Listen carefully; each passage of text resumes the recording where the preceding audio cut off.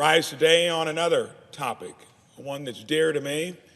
I've been involved in this pastime since I was 10 years old.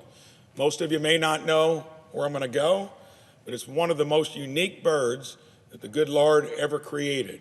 It's called a purple martin.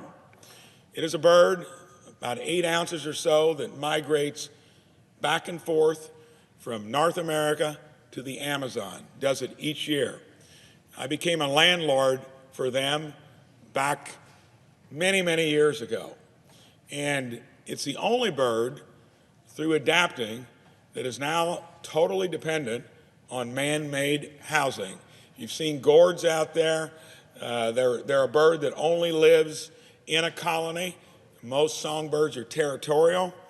A really unique bird. There's actually an association called the Purple Martin Conservation Association, where avid supporters support it across the country.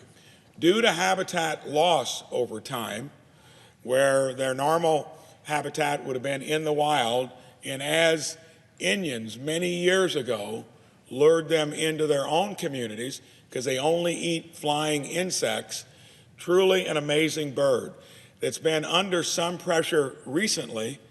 And if that heritage isn't continued, since they're now dependent on man-made housing, we could lose one of the most unique birds that God ever created.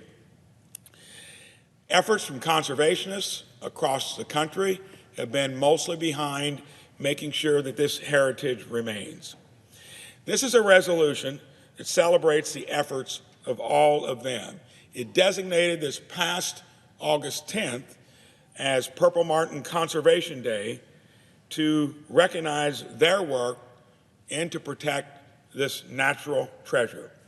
This resolution was endorsed by the National Audubon Society, North American Bluebird Society, the Purple Martin Conservation Association, and many other naturalist and conservation groups. Mr. President, I ask unanimous consent the Committee on the Judiciary be discharged from further consideration, and the Senate now proceed to the consideration of S.R. 803. Clerk will report. Senate Resolution